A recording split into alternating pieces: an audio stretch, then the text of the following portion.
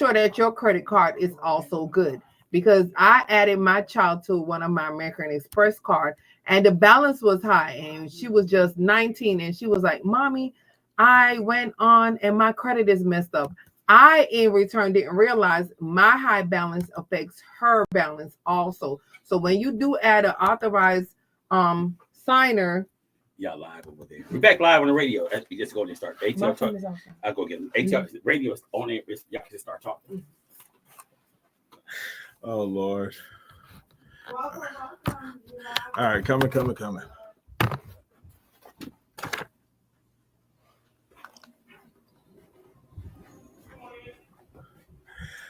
Man, Dr. Huey, what we doing? Okay, I think I gotta get over there. All right. Yeah. Get Rod's seat. Tell Big Dog I was in his chair now. All right. Yeah, so it's keep talking. So. You guys gotta excuse us. We had a little technical difficulties. The power went out in the studio. We had to shift to another studio. But the show must go on, as they say. But you were saying is when you're adding someone as an authorized user, you have to be cautious of that because that is going to affect them. It can affect them in a positive way and a negative way. So right. You were saying that because you had to use your card, you had a high balance on that. That was weighing down your daughter's credit, and so right. she was panicking because of that. So. That's a very, very good point when it comes down to the authorized user. So you want to think about that as a parent, but that is a great tool if you leverage that right to help your kids get that all set up. Okay, we sorry for the technical difficulties, but we have an amazing guy here. We want him to introduce himself and tell us a little bit about who he is and why I chose him to come on to the radio station. Because I think it's good for us to hear from young people talking about becoming entrepreneurs. How you doing, everybody? My name is Kevin Bush. Glad to be here, of course. Always humble. I am essentially, I do many things. I wear many hats. I'm a community advocate. I'm a business owner. I'm a nonprofit director. But above all, I'm a father as well. Of course, so that takes the cake in the order of priority of things. So again, just glad to be here. So tell us a little bit about your company. You said you have a company. So I do. I have a security firm. Okay. It's been about maybe 3 years since I've been 3 to 4 years since I've been operating it. So different contracts throughout the city, mainly nightlife, of course, is when security is needed most. I'm looking to scale and expand through that. Nightlife is really my biggest clients. One of my biggest clients. Love the team of individuals. So yeah, so we specialize in high risk. We do the basic. Just everyday security, volleyball work. Okay. What would you tell your younger self coming up about financial literacy? Because it's all about bringing these entrepreneurs in from outside to come in and show that it's possible. But somebody taught them a little more. What was your aha moment? That's okay. Financial literacy or financial wealth and get myself together was important. Start early. Oh my goodness! Start early. The earlier the better. Dive into the financial part, like the knowledge of it. As soon as at my ripe age of 40, I'm learning a lot, making adjustments. It's been hard lessons learned. I've blown through a lot of cash. I've blown through a lot of cash. Time is on the side when it comes to money. It's on the side when it comes to my son. The city of Atlanta Fire Rescue. He takes 20 years old and he takes Saturday class. It's part of the process that he's already. He come home with information. I'm like, man, I wish somebody would have told me this at 20. Especially coming into money, and he's already starting to set up accounts and accounts he's had, but just compound, just adding all of these things. And I'm like, man, you about to be set up for life. Yeah, by the time you're 25, it's just a matter of just automatically going into that account. You good. He'd be retired by the time he's 35, 40 years old. Compounding interest. That's what we always talk about, compounding interest. And we didn't know anything about that when we was growing up. We didn't know about IUL because it was a secret. That's why I told them when they let me meet Aaron and hit that door, they should have never did that, because now I'm educating our people. I'm a teacher by nature, so I'm always educating. And like Bush was saying, learn about finances.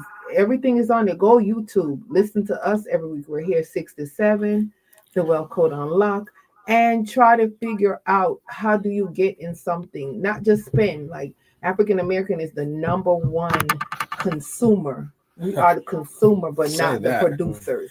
We are the consumers, but not the producers. And we need to start becoming producers and less consumers. I'm not telling you when you get your money not to spend and ball out, but ball out. Like I tell everybody, my first paycheck, I was in Steel. I'm from the island. I put the first $100 away. I put the first $100 away. We need to learn how to do that. And then once you finish, pay the other bills. The other bills gonna always come up monthly, right? Sure. Sure. Yeah. No, there's no doubt about that. I mean, you definitely got to be diligent. And the thing about finances, it's about a process, and it's about the stuff that you're doing step by step. Like even when it comes down to running your business and whatnot, it's very rarely you're just gonna hit a home run and knock something out the park. It's them base hits day over day. Are you making those calls to contact those clients, contact those professionals? And that's the same with building your credit and any of that. It's just step by step by step, day by day. But something interesting that you just brought up about talking about us being the number one consumers. I saw a video. What is this brother's name on Instagram? Riz, it's a Muslim brother. I can't think of his name. I'm gonna call it when I think of it. Riz Alam. Riz Islam. There you go. Like yes. Very solid brother. So he was showing a video that they were using as training in these department stores like back in the 50s and 60s about how to sell to the Negro. And it was crazy. It was saying like, number one, they want to buy quality stuff. They want to buy the name brand, this and that. And, if you really want to make the sale, like just certain things, like make mention to them, like, oh, maybe we shouldn't look over there because that's the kind of exclusive section and you probably don't want to shop up. Let me show you this. Oh, what you saying? I can't afford it. And what's so funny, I'm watching this stuff and I'm like, man, if that trap still ain't working today, man, like you going to the Louis store, you done spent 20 bands because they act like you couldn't buy something, so you want to show them you can buy everything, But yeah, man, we gotta really start focusing on where we're spending our money. And like you said, there's nothing wrong with spending it, but it's where we're spending it. So if we're taking that money and we're at least putting it into another business within our community, and that currency can circulate and it kind of moves around, but we kind of have a habit of taking that money and it leaves our community like ASAP. I want to say the stats were crazy, like something like one day is the average. I want to say it's like 13 minutes. Honestly, it's like less than an hour.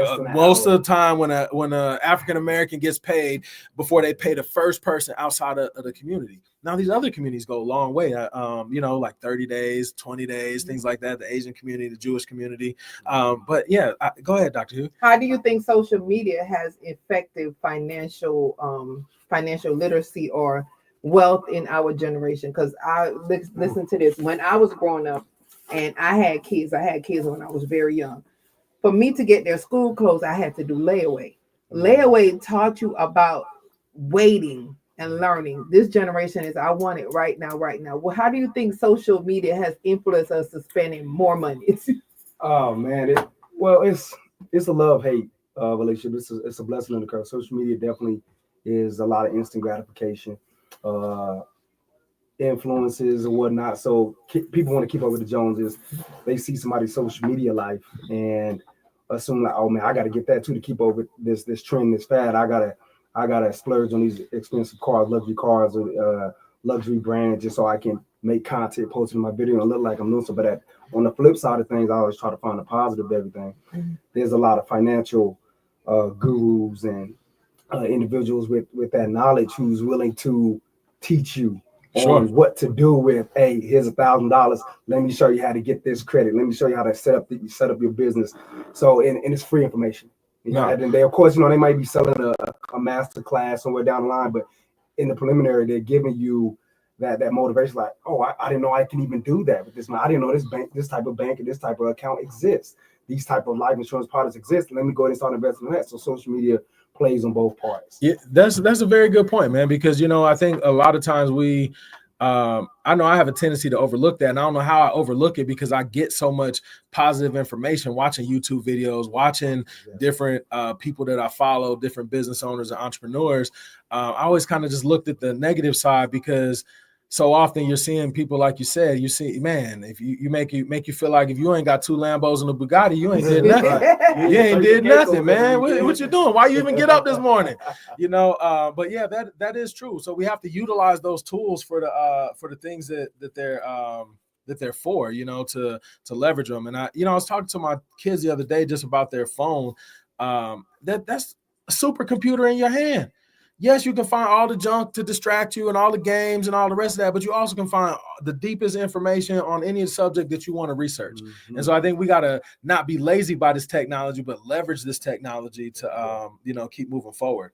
Mm-hmm. So, so we wanted to talk about some of the common money mistakes. Oh, wow. Common money mistakes. So, Dr. Huey, you've worked with thousands of clients. So please tell me, what are some of the biggest mistakes that you see the young people making with money? When it comes to entrepreneurs, not keeping good records, not having profit and loss statement, not doing a monthly check of what's coming out and what's going in. Because I have a client in Arkansas. When I ask her, okay, we're trying to get all the receipts and stuff.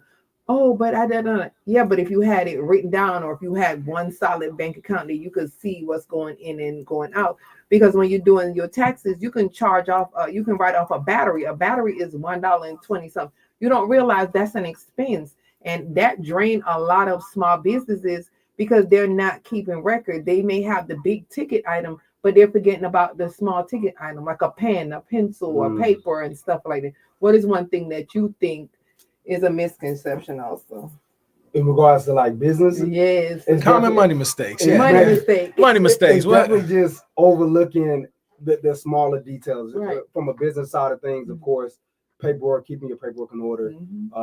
You want to stay compliant, right? So you don't have to end up paying fees. Fees eat you alive. The late fees, you miss that fee. The government loves to get fees. They make a killing off of late fees or whatever it may be, just extra money they can charge you.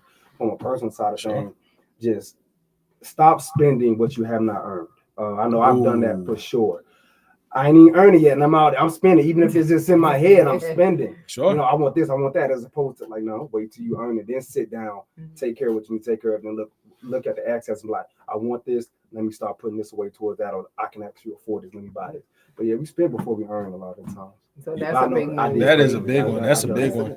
Well, Aaron next week we're going to start a book about the art of saying no. And I had a client call me the other day, and he's like, I need you to do 10 years of taxes. And I'm like, 10 times this, how much money? And then like the last minute he pulled back. So I understand what you're saying. Get the money first and then talk about it versus spending the money and it hasn't even come to your hand. And I think that's a lot of business owners. Sure. They spend what they don't have and they keep getting in debt and getting debt. I agree. I agree with you. 100%. I think, 100%. Man, all of us who've been entrepreneurs or who've been commission folks have done that, because sometimes you experience that feast and famine, like for real, especially in the early stages of business. Yeah, man. So by the time you got a bag coming, man, the bills done already added up, and then you already think about the stuff you want to buy on top of that. That's a big deal. But also in that book that I was reading, Start With No, it was talking about kind of when you do that from a sales perspective, when you're talking to your clients, that you kind of diminish your service, because now I'm already starting to think about how much money I'm gonna make from doing this consulting for your security firm. I'm not really focused on you. I'm like, man, that's a new man. I wanted to get that new Cadillac and the Escalade V. Man, the big boy, 600 horsepower. But it take away from it, because you want to stay focused on your client, and when you focus on them, all of that stuff is gonna end up coming back to you. So that was one of the interesting things about Start With No. And No also was just talking about, saying no to the okay opportunities, so you have room for the great opportunities. And I would say that that's probably one of the mistakes that I saw early entrepreneurs make, and I made as an early entrepreneur. You'd be so hungry to get some work and get some business that you want to take every piece of business that comes across your way. And you realize half of that stuff end up costing you more than you didn't even make a profit on it because you wanted it so bad. You priced yourself below market because you wanted to get it so bad, and you ran yourself ragged when you could have just said no and been patient and understand that this is an abundant universe that we live in, that if that's not for you, what's for you is going to come down the street next, and you're going to be all right. Yeah, one of my big money mistakes also is trying to grow too fast, too quick. Ooh. You have to realize, yes, as an entrepreneur trying, like last year, I think I lost the most money I've probably lost over 100 grand because I was trying to push myself in so many states, not realizing everybody don't have the same work ethics as I have. So the goal and stuff that I have to get to where I need to go, the people that I'm bringing in, they don't have the same goal as me. So when you have to fly here, fly there, have meetings, you've been on some of the meetings and try to get systems in place. I think sometimes as entrepreneurs, we want to get to the top so fast and not realizing that this is a lesson. And part of the lesson is enjoying the journey of the lesson of becoming an entrepreneur and being self-sufficient, and stop listening to the noise outside. You like, said yes, something. I'm gonna make the most. And then you jump here, jump there. And when I look back, oh my God, I can't believe how much money I done lost. Well, think of, that's a great point. And that, man, that's kind of the flip side to, so sometimes when you're starting off being an entrepreneur, sometimes you actually jump out the gate and you're doing great. But like you said, you can kind of stall yourself out by taking too many initiatives. Okay, I got this office jumping. Let me open 2 more offices. Let me do. And by being too aggressive, sometimes you can't really count the cost and you put yourself out there. I know I definitely have done that, and where I put myself in situations where then I'm super leveraged, and it's like, oh my God, like it was everything was booming, but now I done spread out too much, and so now everything is tight again. But it really didn't have to be tight because I didn't have to open 4 offices last month. Right. I went through that phase. What do you think? It's definitely a purpose over profit for me, and I had to learn that the hard way. Luckily, in my industry per se, costs are relatively low. It's more about licenses and fees with the state, doing security, armed security, things like that, insurance purposes, compliance with the state. But it's definitely been some times where, somebody approached me and be like, "Oh, can you secure this place? Or can you guys?" And I'm like, "I want to because it'll expand my reach, but it's not worth the headache." And I was like, maybe I'll revisit it if you all don't have, adequate, maybe adequate security team in a couple of months. We can talk numbers again, but right now it's just I need to focus on this contract, this client, that client, and just realizing this right now. This is my maximum for now, and I'm okay with that. It's a temporary pause in scaling the operation. But the money gonna come if you dedicate to your purpose. The profit gonna come all day. Oh yeah, money is a drug. Because when I see that I'm making boom, boom, boom, I'm like, okay, if I open one here and I open one there, but then it costs to open one here, and it costs to open one there, and it costs to get on the plane and go open one here. So you got to know when to fold. Like Kenny Rogers said, know when to hold them and know when to fold them. And I fold one of the places that I have because I realized it wasn't good for me. But like it's a lesson learned, and we all learn lessons as business. It's trial and error, so and then you write it off as a tax law. So for sure. That's why you need the tax diva in your corner. So even when you make those mistakes by being too aggressive, she can show you how to get some of that back and not let Uncle Sam beat you up too bad about it and get a benefit from that. So let's while we're talking about common money mistakes, so what about this one? What about co-signing a loan for a friend? What about that? Will you co-sign for your friends, Dr. Huey? I didn't co-sign a loan, but I loaned money, and I learned the hard ways. Friendship, when it comes to money and friends, if you cannot give the money, don't do it, because money will make your friend become your biggest. And you remember I was cussing in my office? I do remember that. That was when we first met. Yes, I'm like, we're friends, or we've been friends. You're calling yourself a pastor. You're calling yourself this. you want me to promote you, but you still owe me my money. Like, where's my money? Sure. And we were friends. And now it's like we're enemies. I see you and I don't even talk. And it's all because of a piece of paper. Yes. You understand? And if you want to keep your friendship, keep money out of it. If your friend said, I'm going to open this, I'm going to open up a car dealership. If you can't give the money, stay out of it and say no. The power of no.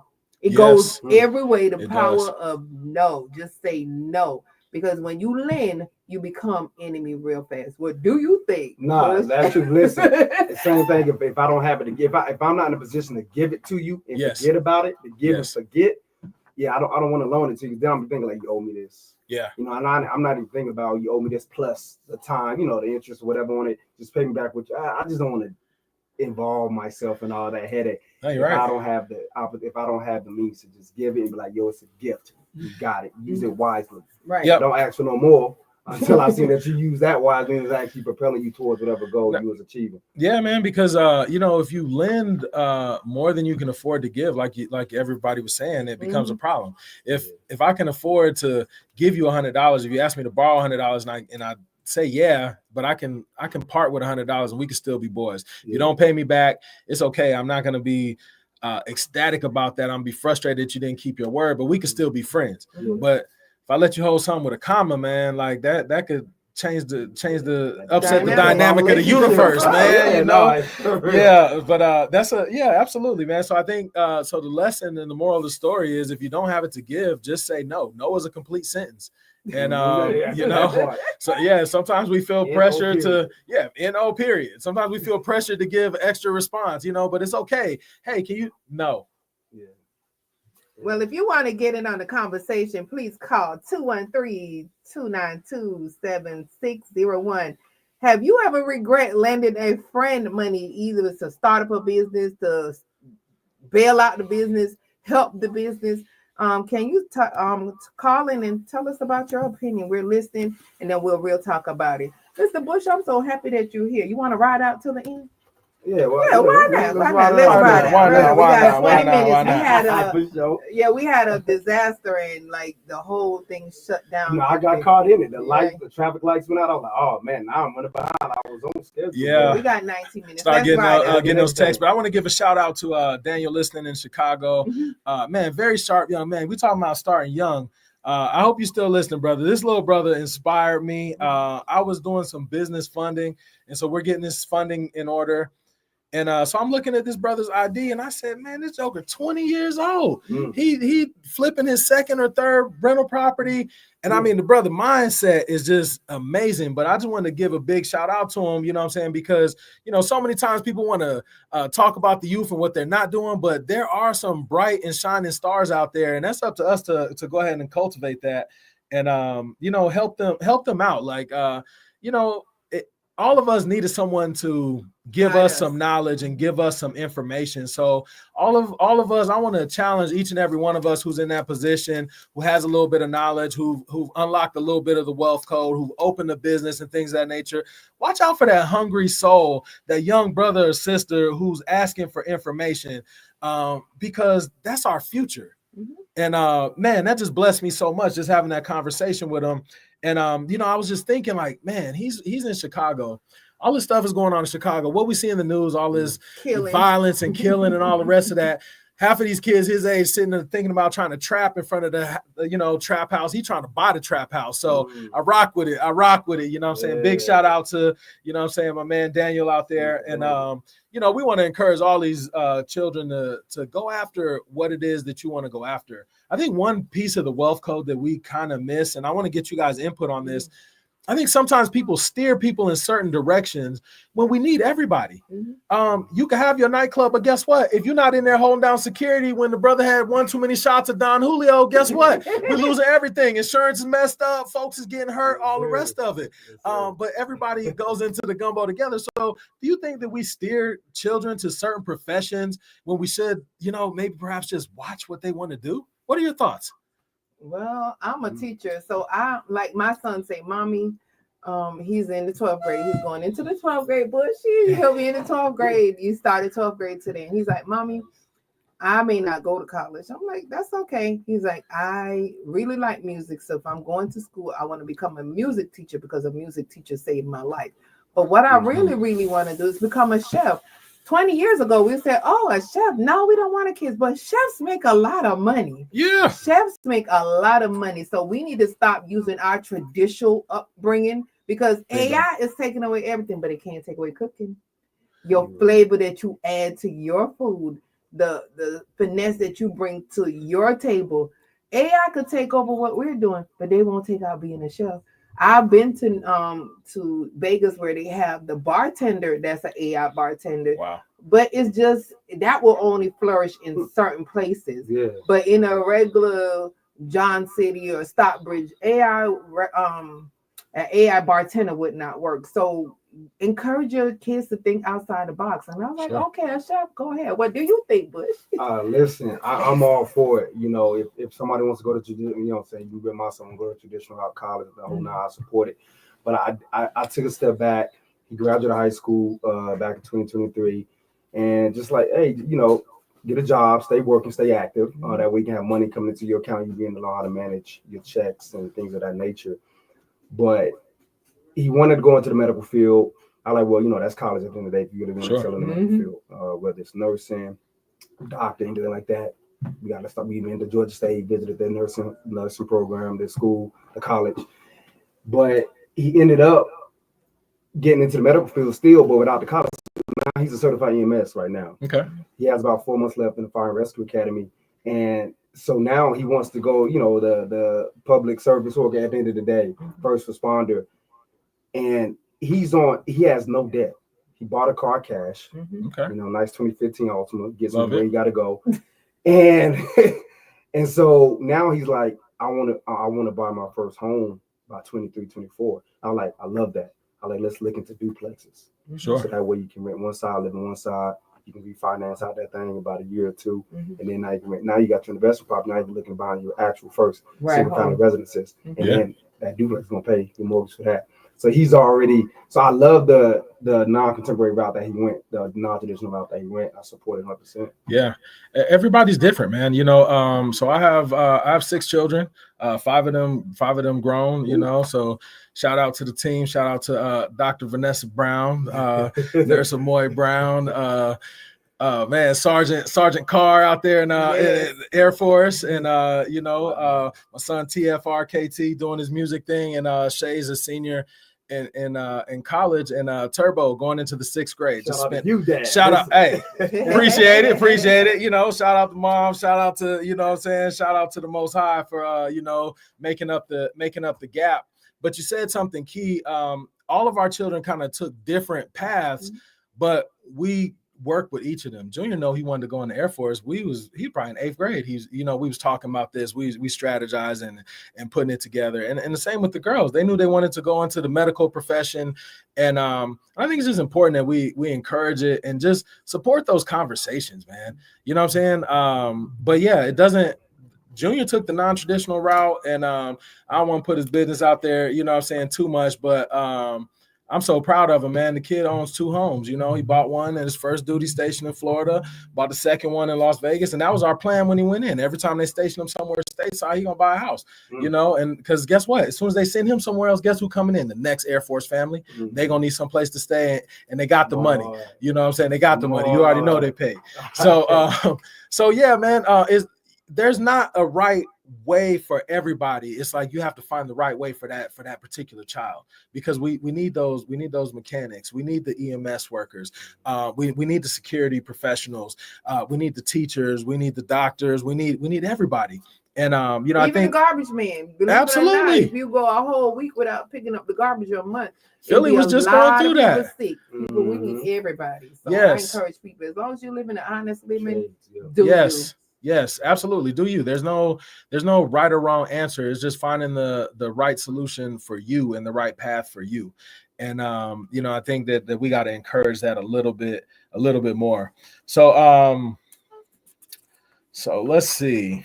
I love the conversation and keep great. It going. Are you enjoying yourself? I am enjoying myself. I am. I appreciate it, but I'm hungry. I appreciate it. Yeah, we are hungry. we want to bring people from the community to show their point of view or their viewpoint of what wealth, like we were talking. Oh, we didn't ask you what that question. What does wealth mean to you? Because I know we ask ourselves, like, what wealth look like to me? What does wealth look like to you? Well, on a deeper level, to me, true wealth is health. You know, at the end of the day, I'm healthy. My family's healthy. We're able to get up and move about. That to me is true wealth and riches for sure. Take care of yourself, because if you take care of your mind and body, your spirit, no amount of money in the world is going to. Big facts. Okay, but now we're talking about the monions, as the kids call it, generational. We got to start thinking generational. Start thinking long term, and not just wealth for our lifetime and things I want to enjoy. Start thinking about your children, your children's children, so on and so forth, to a point where you get it to where it's just, we need more trust fund babies in our community. Do you understand? Sure. Why are we setting up accounts and set up these trusts and things of that nature, to where they just get to come in and invest and live off the hard work that those who came before them have, laid the foundation on. So that's huge, man. And Dr. Huey knows I'm big on my ABC. So always insure yourself, insure your business, insure your assets, insure your body, insure your health, insure your life. B, buy a piece of real estate. Find some dirt that you could put your name on, put some use to it. And then C, you got to figure out a way to collect some mailbox money. Whether that's you get some rental properties and you're getting those checks in on the first, whether you build a giant security firm and you popping open the laptop to manage how the accounts are going and make sure everything is moving, whether you invest in the stock market, it doesn't really matter how you do it, but you got to figure out a way to collect some money that you don't have to put your hands to, because anytime you got to go to work and you got to put your hands to it, it's going to limit the amount that you can do, because true wealth is really created when you can start duplicating yourself.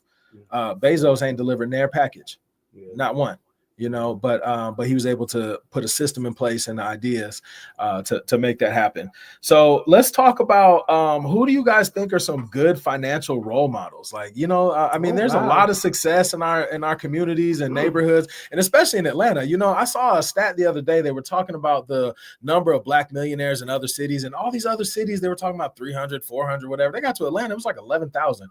I was getting nervous, because I'm like, man, I know it can't be low like that, because I know probably about 100, 200 Black millionaires myself here. But who do you think are some good financial role models for the young people? Who's setting the bar, showing people how to get it done?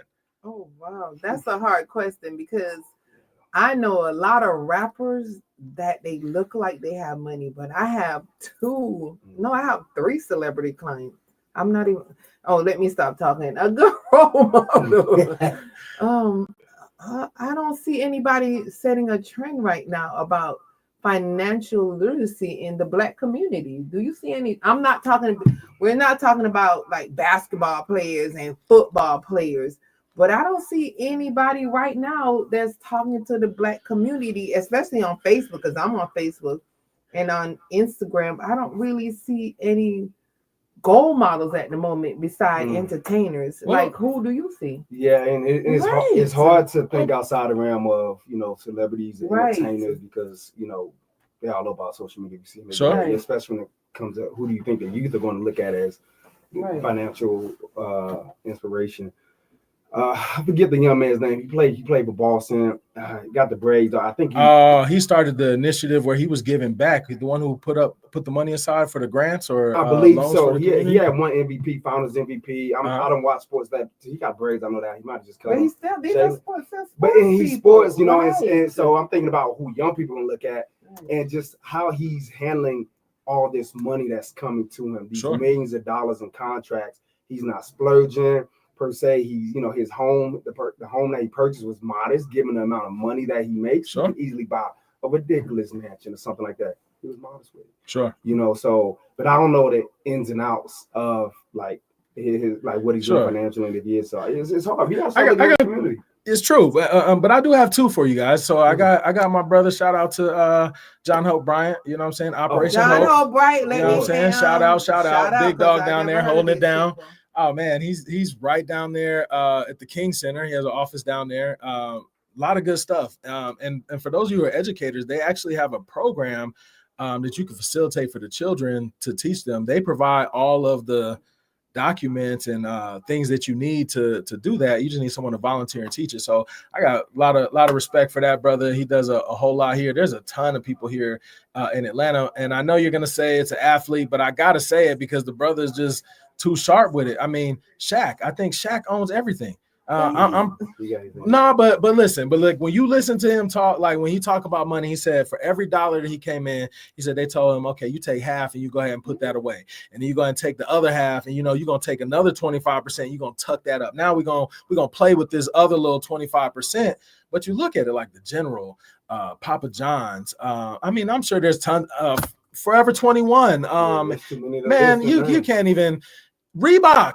I mean, the brother's showing out. He I'm sorry. I know he, you know what I'm saying, dunked on folks and all of that. We wasn't looking for an athlete, but I'm sorry, brother championed it, you know what I'm saying, as far as the business stuff. And I think he's a pretty dope individual. I think he's about a sheriff in Henry County too. Shaq got every job in the book, but no, I think he's I don't think he's someone's a good financial role model. Yeah, financial role model, but you're talking about somebody that already have money. Okay. I'm talking about somebody that got it from the dirt, like you, like me, like Ford, like like you, somebody that got it from the dirt. Because remember, Shaq was taken out of high school or wherever and was offered 100 million or 10 million, whatever. Most of us on the norm is not taken and offered anything. Yes. And, I'll give you that. I'll give you that because he did have, the athletes do have an exceptional situation. But also let's look at how many athletes who done made dumb money and it's gone. They done ran up, they done made $100 million in their lifetime and they're not even okay right now. You know what I'm saying? So I do think it's something to be said for that. But if you're talking about get it out the mud, oh my goodness. Tyler Perry got it out the mud. Okay. He's one of the get out the mud. He wasn't no football player, basketball player. He wasn't offered Spike Lee. Yes, Spike Lee. That's what I'm saying. People that are leveraged everything. From the mud. Sure. Yeah, we're all happy and excited. But if you gave me $500,000, I can run with the Wolves and come back with at least $5 million.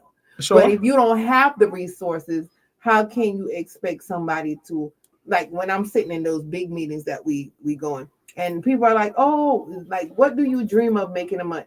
Some people say 10,000 a month, and the man is like, why not $10,000 a day? Because we don't think that far or that deep. But if somebody give you the 10,000 or the 10 million, whatever, it's easier to get the next level than when you are coming here and you have nothing. Yeah. I agree with those you. People are not role models. If anybody would be Tyler Perry, Spike Lee that got it out the mud, that was digging the ground. You might be mad at me. Knocking on the street. You might be mad at me, but I gotta say that they are though, because there's so many that didn't listen. There's a trail of them, who, entertainers and athletes. When I was in corporate America, I worked in business banking at Wells Fargo, and I worked for a brother. He did a lot of personal payrolls and financial management for stars. And he said that he would send people the stupid letter, when they wanted to buy something. He called it the stupid letter because these are financial advisors. So it's your money. I got to give it to you if you want it. But people will say, hey, listen, I need 100,000. I'm over here at Rolex. And he'll say, okay, you want $100,000 to buy a Rolex? Yeah. So wired $100,000 over to the jewelry store.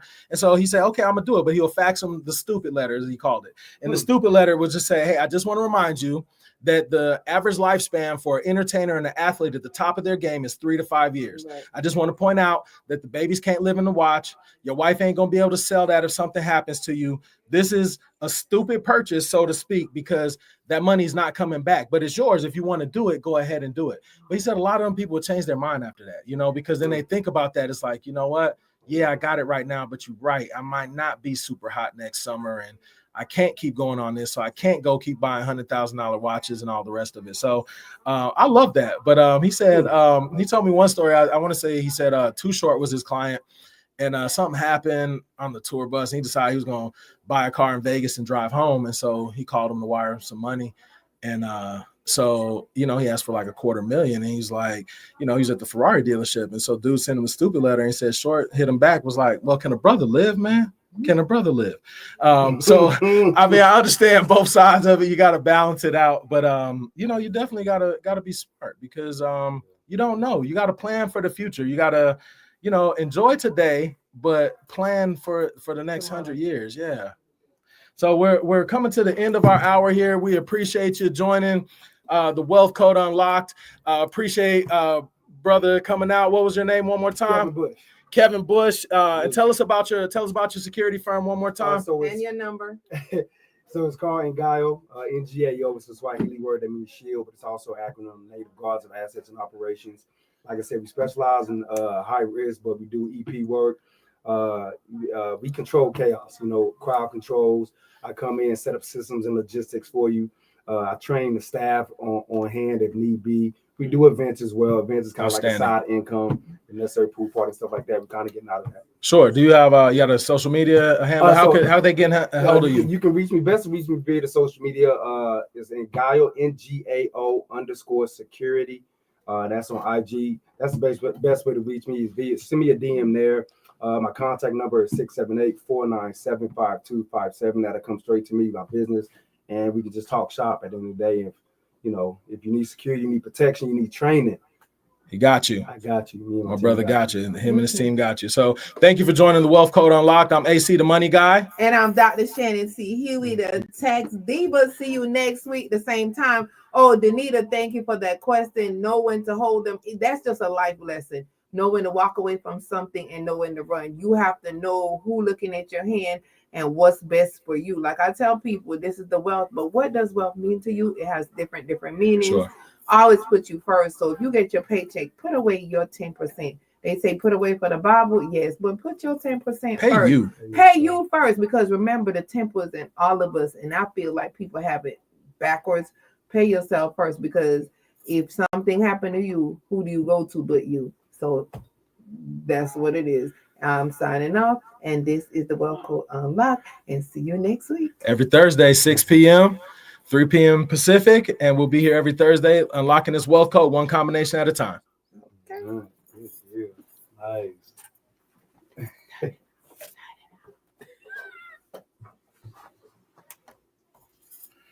We had people. I had like 40 something people. Yeah, we're good. Listening to us while we were talking on Facebook, and they're sharing it. And one person said, "Yeah, I like know when to walk away, know when to run." Mm-hmm. Nice. So it'll be streaming on Appreciate IG, y'all joining. Instagram, TikTok.